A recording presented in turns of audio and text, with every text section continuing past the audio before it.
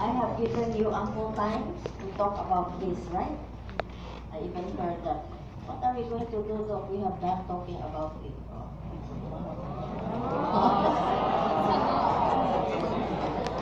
So, I'm going to go fast, okay, because all of this is actually in Harvard.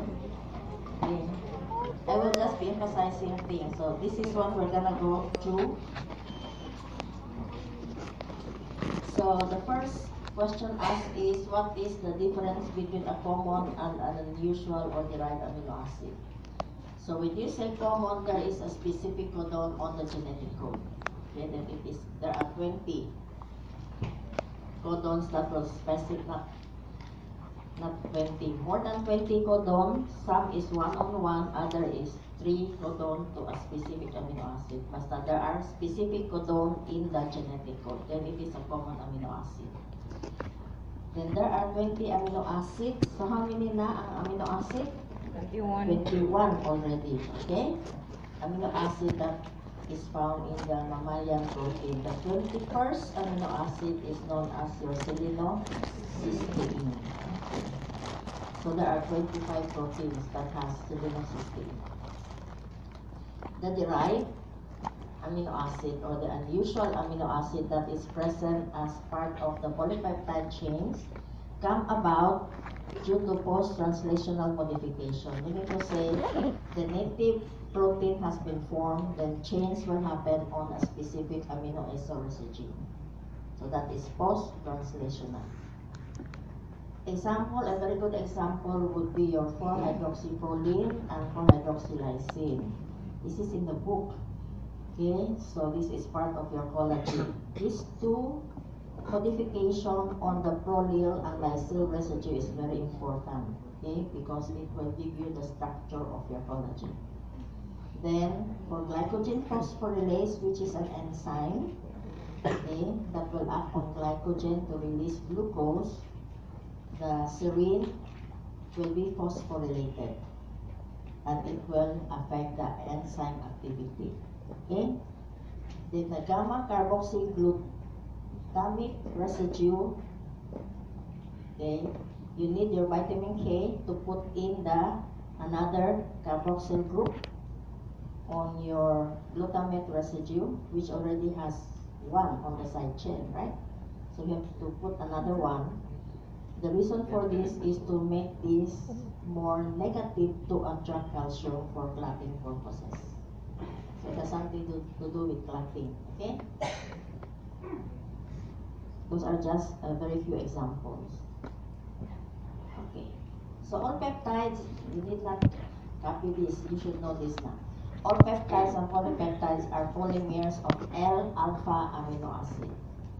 Then we have also free amino acid in the body. Then we have what we call the combined state, meaning to say amino acid can come together to form specialized product.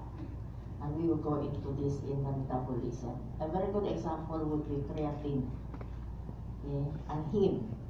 There are two building blocks of the heme. It's a complicated molecule, but the starting point is glycine and succinyl-CoA. So you have glycine in heme. Then amino acid can be converted into their active amines, or they can become neurotransmitters. Then amino acid found in protein actually is very important because it will serve a distinct function. A very good example is your tyrosine, which is found in your thyroid hormones.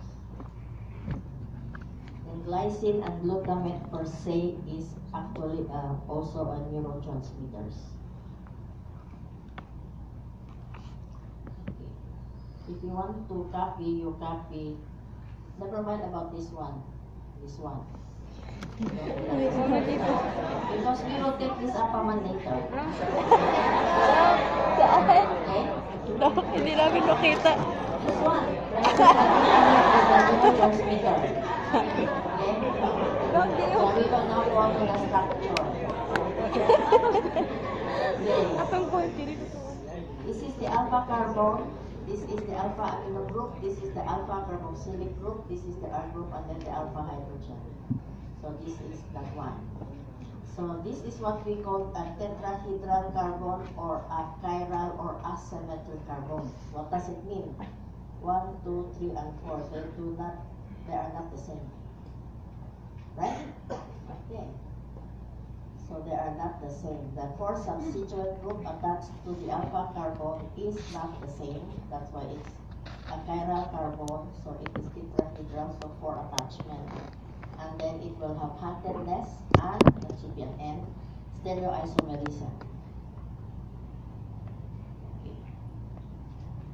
Chirality describes the handedness of the molecule that is observable, meaning to say it can rotate the plane of polarized light either to the right or to the left.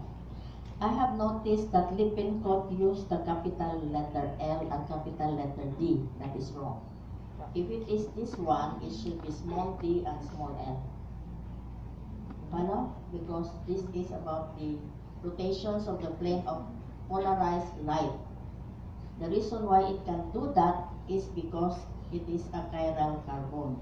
There is an amino acid that cannot do that, and that is your glycine. Okay. Then this is now the big D and the big L isomerism, or the other name is enantiomers. So the reference compound is actually your disaldehyde. Okay? What does it mean, L?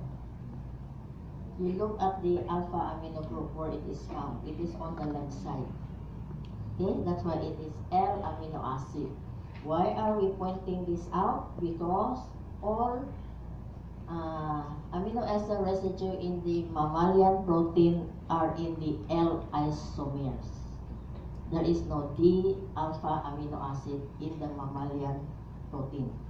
Okay? It is only found, but it is present in nature and can be found in antibiotics. Okay.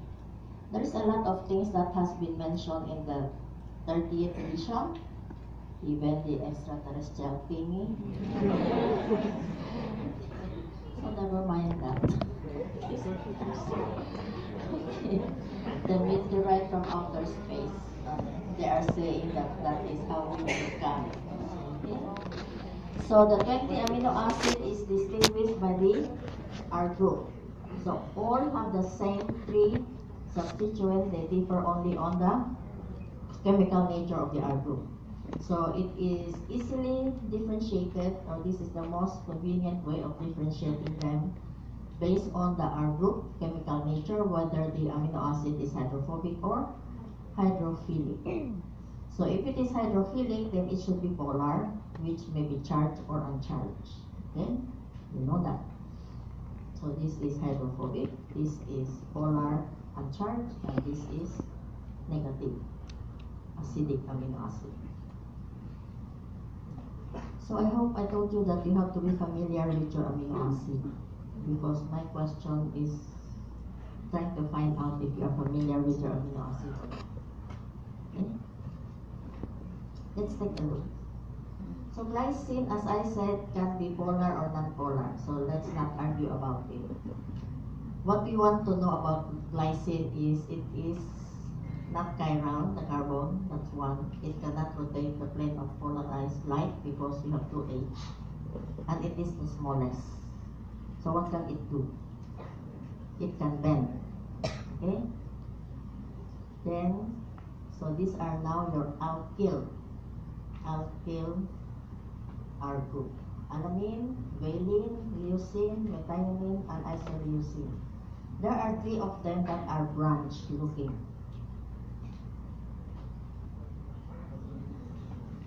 Okay? Branch. So these are your branch chain amino acid.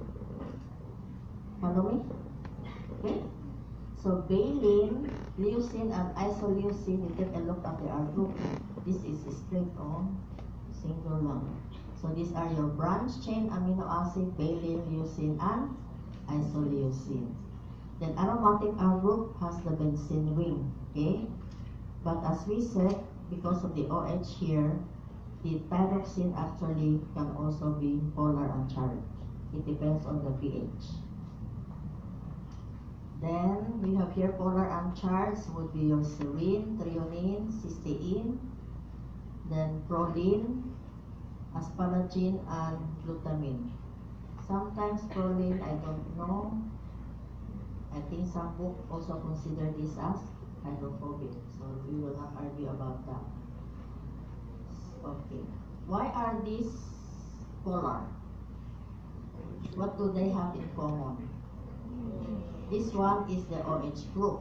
So you have actually three, that is OH, right? With OH containing serine, threonine, and tyrosine. Okay. Then cysteine and methionine has the sulfur. But this one is what you call the thiol group, wherein there is a hydrogen here. So this is electronegative, that is electronegative, electronegative, that is electronegative. So it can hydrogen bond. Okay, that's why it is polar. Then of course these are positively charged R group there. Okay, so lysine, arginine, and histidine, and then negatively charged R group is your aspartame and glutamine. I do not expect you to know the single letter abbreviation, but I expect you to know the 3-letter abbreviation. Hello? Because in the exam, I'm not gonna write the whole amino acid. I will just use the 3-letter amino acid. Okay? So you have to know what this stands for. So we mentioned about that, the branch chain, and then the smaller aromatic. Okay, so then in reality your proline is actually an amino acid because how does it look?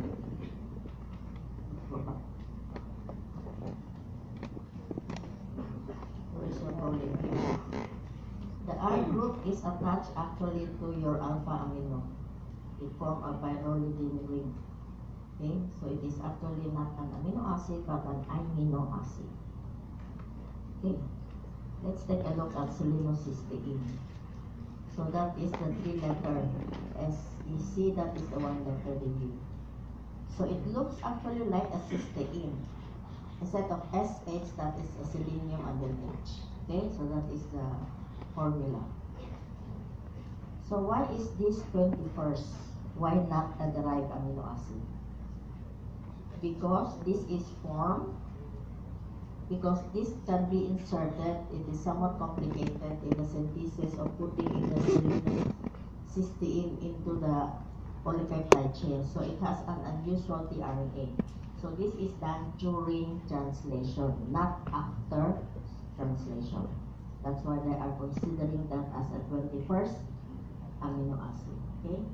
So these are examples, peroxidases and reductases. So I want you to remember that thioredoxin reductase that is involved in nucleotide. Glutathione peroxidase, very important in protecting the red blood cell membrane. And then deiodinase in your thyroid hormone from T4 to T3. Okay? And very interesting, impairment in this selenocysteine can lead to abnormality. So Isham disease is selenium deficiency cardiomyopathy. Is it in Harper? You should be able to answer me. Are you reading your book?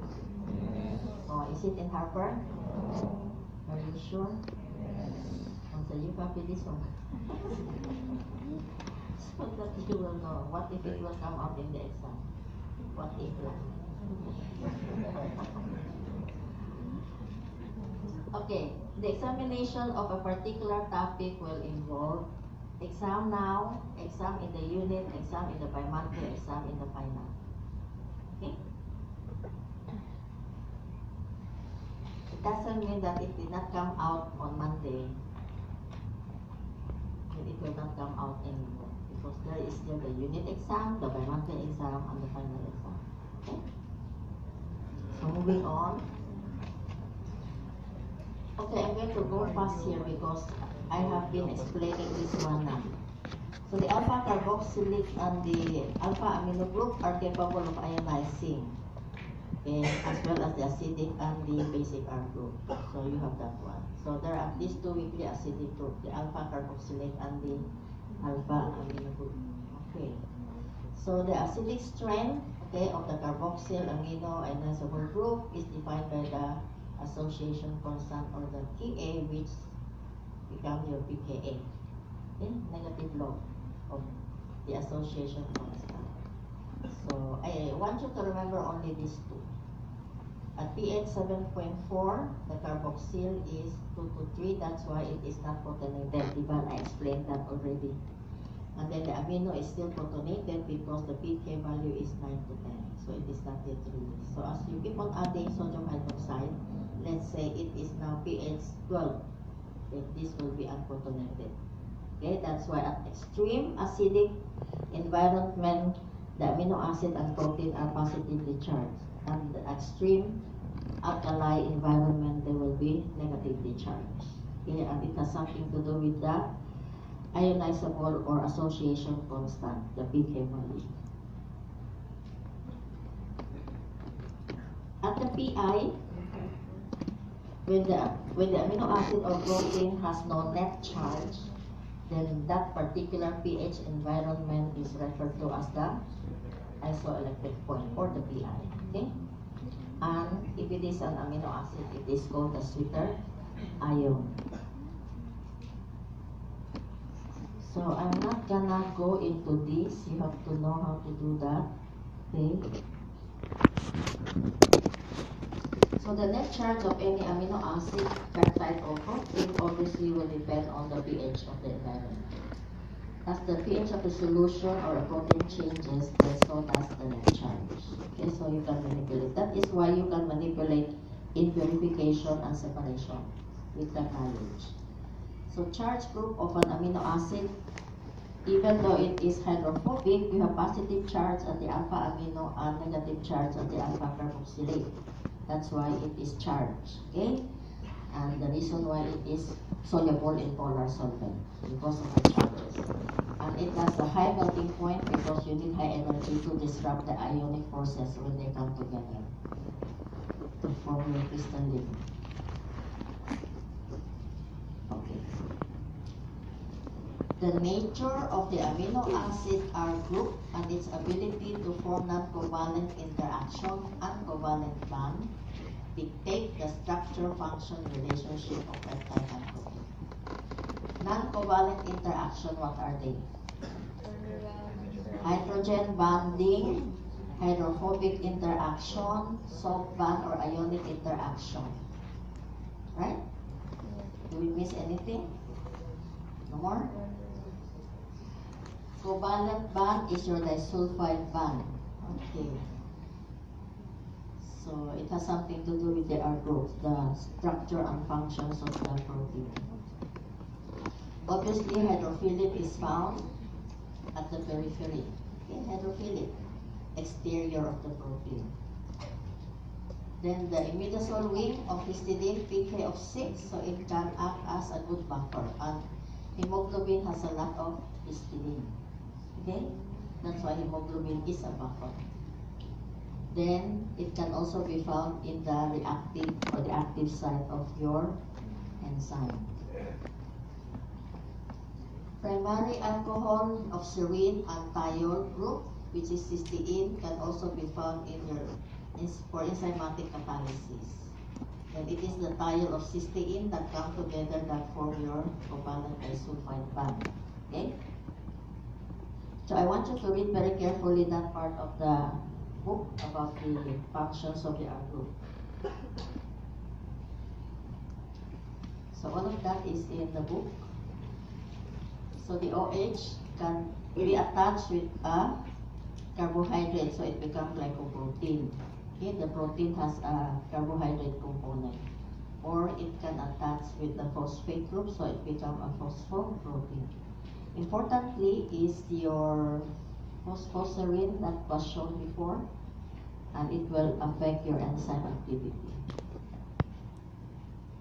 Then aromatic R group in amino acid will absorb UV light, and the most important of this is your tryptophan. Okay. That is why, diba, sa CSI, they will put off the light. Siga, they will know that is what? It's blood, it's human or whatever. They will know that. We mentioned that already. We mentioned that already also glycine and alanine because they are very small. So usually they form the band as well as your protein. Okay, they can form the band. Okay, let's take a look at the chemical reaction. We will concentrate on peptide bond formation. This is the most important. Okay. Then the shift base formation. Whenever you have transamination reaction, that is an intermediate. The decarboxylation will form the amine. Then vinhydrin and chlorhistamine is for identification purposes that is an amino acid or that is protein.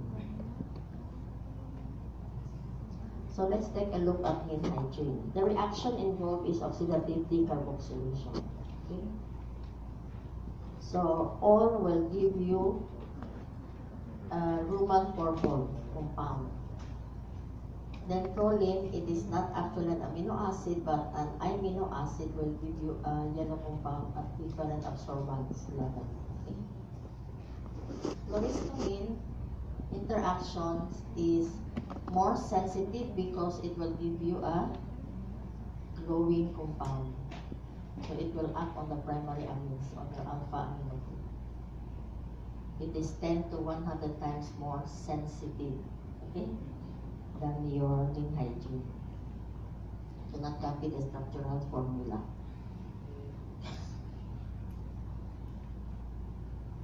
So fluorescent compound react with primary amine, then become a highly fluorescent compound. Okay. What you need to remember about shift base, for it to happen with the enzyme, you have to have a coenzyme which is your pyridoxal phosphate B6, okay, for transamination reaction.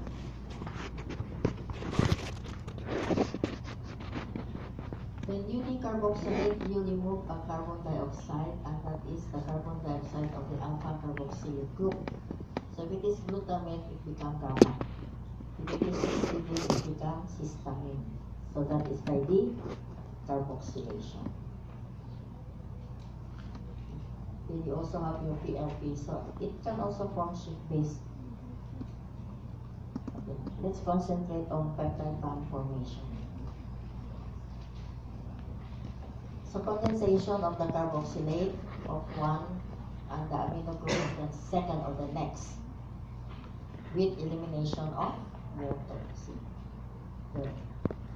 So any joining would result in the removal of water. So this is your peptide bond. What are the characteristics? It is a partial double bond character, so there is limitation of motion around it. The four atoms are coplanar, and then it is trans configuration. What is trans configuration? Opposite. See? If it is cis, then the edge should be here. Okay, you follow? That is trans. Opposite. So coplanar, trans configuration, partial double bond characteristic. It is an amide single bond with double bond characteristic. A covalent bond. Okay? Strong bond. Okay.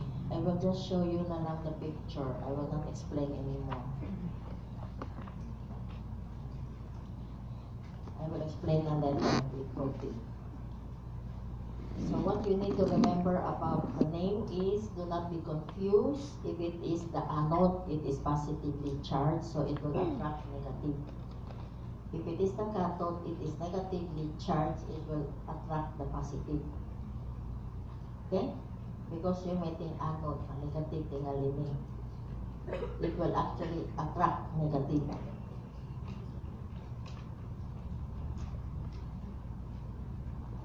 So when do we say this is a peptide and that is a protein?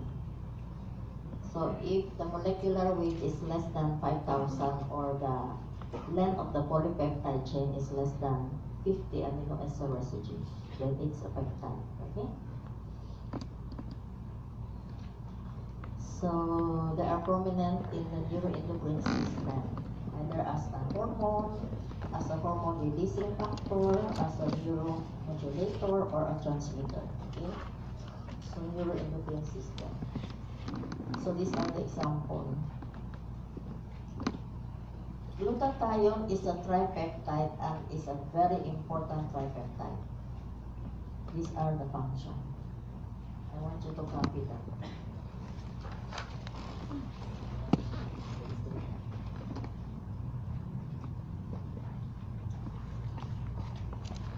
So it is a reductant, so it will protect the cell from oxidizing agents.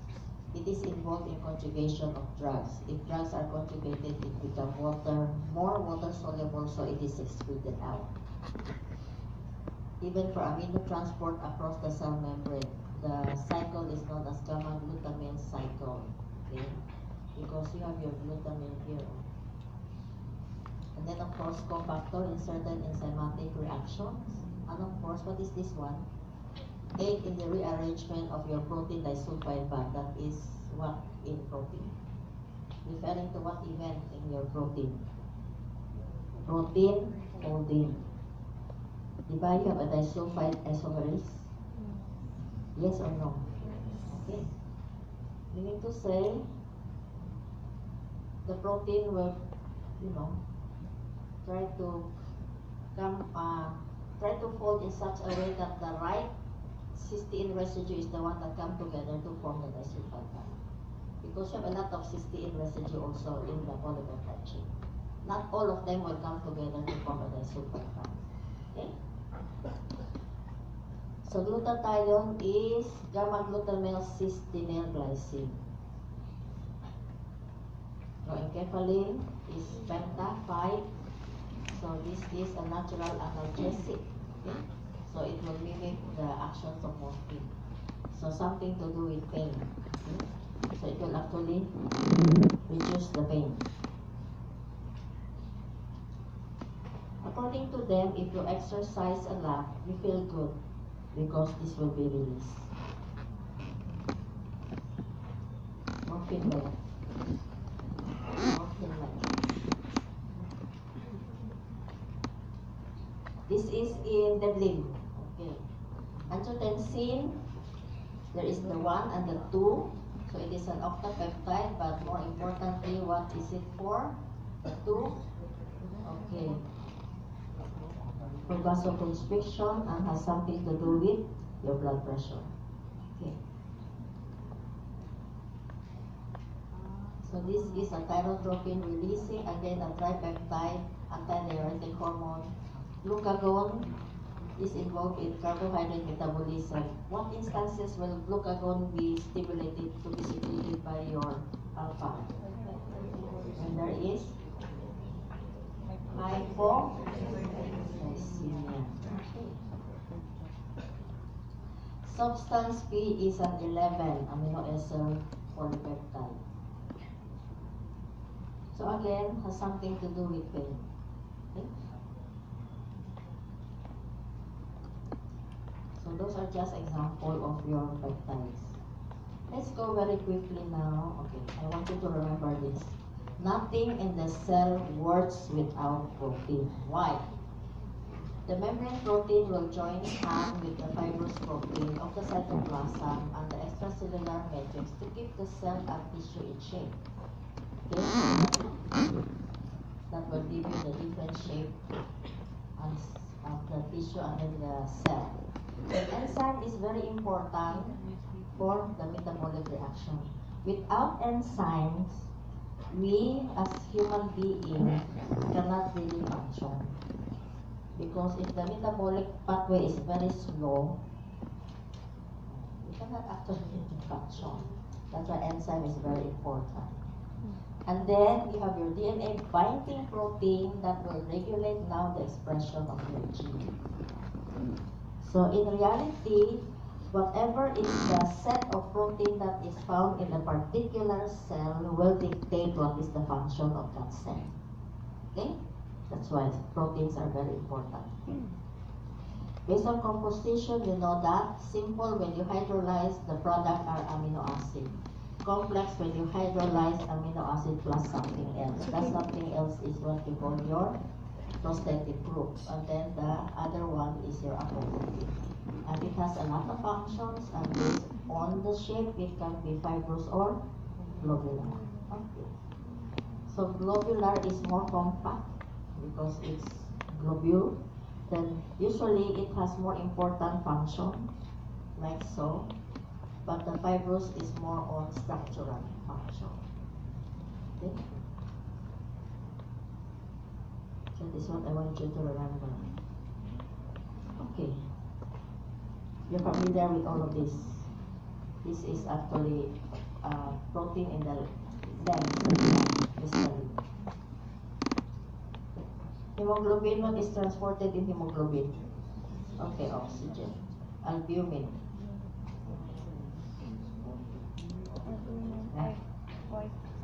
It can transport your drugs, your fatty acid, your bilirubin, diba? And then your sodium glucose import. Where is this found? What cell? This is cell transport across the cell. Not in circulation, across the cell. You should be familiar with this one. Membrane. This is your secondary active transport. This is your co-transport, isn't it? Okay, in the intestinal cell.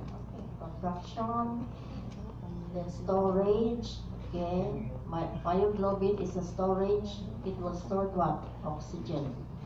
Ferritin, the protection, of course, your Ig molecule, complement protein to lyse the bacteria, and then your clotting factors to prevent blood loss. Then regulation, your histones, will regulate replication, transcription, and then your transcription factor, TF. Then hormone, then signal transduction. And then in signal transduction, what is the role of protein? It actually serves as a receptor, and of course the enzyme activity that is involved there. Then catalysis. Okay.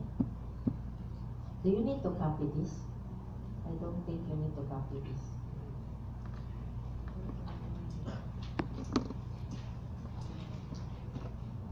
If I'm not mistaken, again, this is from the brain. I want you to relax and take a look at this picture. This will not come out in the exam. Relax my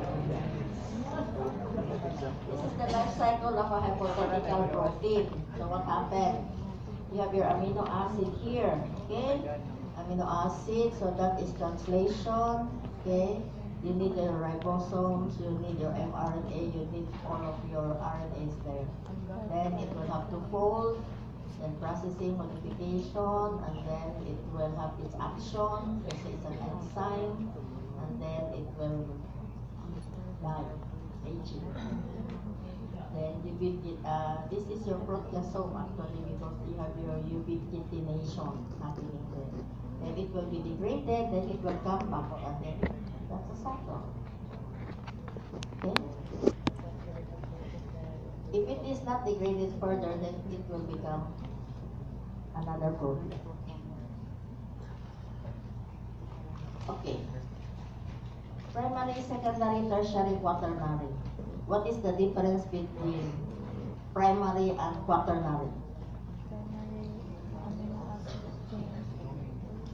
I want you to tell me before I will go very fast with the primary. Protein is made up of sequence of amino acid connected with polypeptide chain. So that is primary, it's straight, linear. Okay? Secondary would be the polypeptide chain forming something, another conformation. So that is secondary. The forces that stabilize the primary is obviously your peptide bonds. Okay? And then it can become a secondary, and that is your hydrogen bonding of the edge and the N and the O that is involved in the peptide bond formation for residue apart. Okay? Are the R group involved? No. It is just the folding of the polypeptide chain either into an alpha helix, a beta bend, or a beta heavy sheet. Okay? And then the secondary can now come together because the R group can interact with each other non-covalently or by covalent disulfide bonding to form either a fibrous or a barrel shape or a globular protein. So that is now tertiary. So it will give a three-dimensional configuration of conformation. And what is quaternary? Several of the tertiary coming together. That is your quaternary. So very easy to understand. Not so difficult. Okay? Because the interaction here is covalent peptide bonding, so the primary is also known as covalent structure. Like so. Okay? Then secondary. Okay. How come this will come about that it can turn to become helix or it can fold to become beta-plated sheet? Because it is only the peptide bond that is rigid, but there are other bonds present. Okay, what are these other bonds? Your phi and your psi. Okay, so you know what are the connections. Okay, so that is the peptide bond. So these are actually part of that. But this can turn, this can turn. Okay. Then Ramachandran is very bright. That's why you see it carries his name, Ramachandran plot. Meaning to say, when all of those other bonds that can move around create a certain angle, then the secondary structure is either a beta-plated sheet or an alpha helix. Okay? So you will be able to plot that. So like so. Okay? So don't memorize the number. Basta you know that Ramachandran plot is related to the secondary structure. Okay. So hydrogen bonding. Okay. Oh, very nice picture. And you have your pen, your random coil. See? Okay, I want you to read this. This is in Harper. Okay. What are the features or characteristics of your helix? Take a note of this one. That many of the helices has both hydrophobic and hydrophilic. So that is why it is amphipathic helices. And what can it do? It can create a pore in your hydrophobic membrane. So it will allow, so it plays a role again in the transport across the membrane. That is the characteristic of the protein. It is helical in secondary structure. Okay, that is what it meant. Then this one, okay, I want you to read that. All of that is in Harper. Then this is the beta bend. And okay. You have the zinc finger, the helix or helix, and you have the leucine zipper. What these are super secondary structure or what we call the motif. I am pointing this out because let's say in the future you discover a protein and then the protein has this motif, secondary motif, then it is very safe to say that the function of the protein is it will bind to an element in the DNA. So these are DNA binding protein. That is how their motif would look like. Okay? It's either leucine zipper, the zinc finger, or the helix torn helix. Tertiary, okay, we mentioned that. So that is a tertiary. So what is important in the tertiary is the hydrophobic effect. The hydrophobic molecule come together at the center to create the globular protein. So non-covalent interaction. I have very nice picture. Okay, don't worry. Never mind this one. So quaternary, you have more. The individual subunit, you either call it a subunit or a monomer or a protomer. Okay, individual. So this is a quaternary. This is hemoglobin. That is again a quaternary. 2 light chain and 2 heavy chains of your immunoglobulin, and these are the bonds. See, very nice. hydrophobic interaction, hydrogen bonding, disulfide, bridge, and then the unit of the salt bond or the electrostatic bond. Another very nice picture. See? Okay, hydrophobic, disulfide. Okay. If you're very industrious, it's all in the internet. You just have to look for the nice picture. So primary, secondary, tertiary, quaternary. Very important here is the function of a protein is determined by its shape. Then the function of a protein is absolutely dependent on its tridimensional structure. So meaning to say, the protein has to assume a tertiary, at least a tertiary structure before it can become functional. Okay? And of course, all of this is dictated by what? The sequence of the amino acid. Okay, the same thing, protein folding. So the local secondary structure actually is the folding nuclei. Did I mention about the domain? So you read about the domain. It is a tertiary structure that has a specific function in the protein structure. Okay, so the domain can assemble to become the molten globule. So the molten globule actually is the tertiary structure. Okay? And then conformational of a monomer. So this is a single polypeptide chain. If this is a quaternary, then they will associate. And then if this is a quaternary again, the final is final conformational adjustment. So this is actually a dimeric only. So two polypeptide chain. Okay, so quaternary structure. Then all of that is in the book. What I would like to emphasize only is the specific name. The heat shock protein, okay, will start the folding. Okay, and this is how it's gonna do it. So this is what we call the molecular chaperones, heat shock protein 70. Or we have the chaperonins, which is heat shock protein number 60. It has an anti-phase activity, okay? So this will happen later for the final folding. How about your protein disulfide isomerase? Diba I mentioned this? For the right cysteine to come together to form the disulfide bond.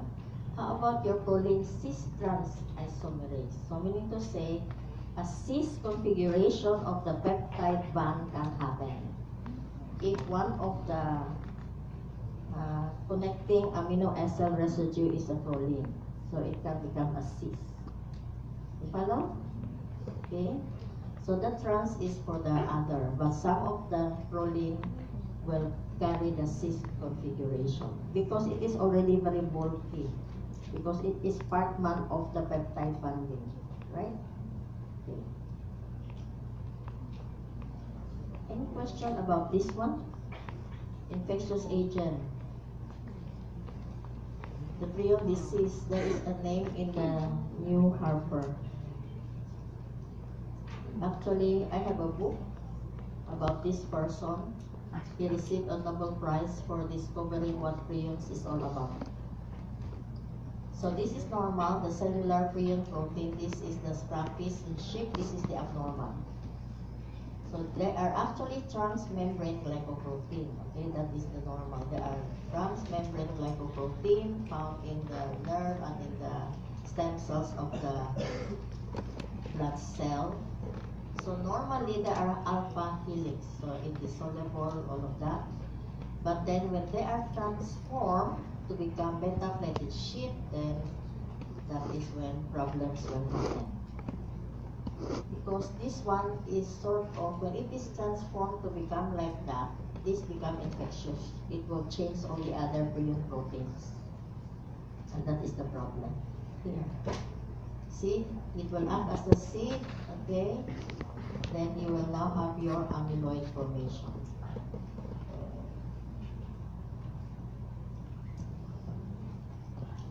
So this is abnormal. It is supposed to be taken care of by your degrading protein machine. However, there is so much of it that it cannot come up. So it remains as your amyloid and neurofibrillar tangle. What I want you to remember about this one, it is that the pathogenesis is the same as in prion. But then you have your apolipoprotein E has been implicated as the one that will change the secondary structure. And what are we afraid of about apolipoprotein E? LDL, atherosclerosis. Okay. So denaturation, which one will be affected first? The covalent or non-covalent? Non-covalent. That's why it is unfolding. But at the very extreme pH, at very low, high, very acidic or very alkaline treatment, it can also break the covalent part. Okay? And this is the reason why the temperature of the body and the acid-base balance should be on a particular pH, because most of the enzymes are protein. If they are denatured, no more na. No more. Okay, so it will lose the function, it will easily be attacked by proteases, and of course, decrease solubility, it will aggregate. Okay, very quickly, I will show you the picture. The ultracentrifugation is about the mass, okay, molecular mass. The gel filtration is about the stop radius, okay? This is in the book. These are your insoluble beads that is porous. So as you will notice, the one that can pass through would be the large one. The smaller one can get into the pore, so they will come out later. Okay? That is how you separate them. The ion exchange chromatography, it depends on the charge. If this is negatively charged, that is cation, it will attract positive. Then you can manipulate the pH so that eventually it will be released. Okay, so that is how you separate them. Affinity would depend on antibody, antigen interacting. See, this is the antigen that is in the insoluble thing. So when you let it run through, it will interact with your antibodies here. So it will be the last one to come out. You just need to manipulate the pH level. High performance is based on size and charge. The only difference is this is very fast because of the high pressure. Okay? Greater separation capability. Okay, electrophoresis. Okay, this one is very tricky. Sodium dodecyl sulfate, gel electrophoresis. The name is electrophoresis, but the principle is not based on charge. It is based on size, because this one will denature the protein. All of them will become negatively charged, so they will move to the anode. The smaller one, of course, will move faster. So it is based on size, not charge. And as the name implies, this is based on the PI. Okay, that is how it looks. They will be stationary at the PI because there is no net charge. It is zero. It cannot move anywhere. So it will be at the PI. That is how you separate them. Okay? And lastly, this is in the book, the two-dimensional. To be honest with you, I do not know how this is gonna be done, but it used what the IEF and the SES page. These are the two things that is being used to do the two-dimensional electrophoresis. Okay? So, any question? Question?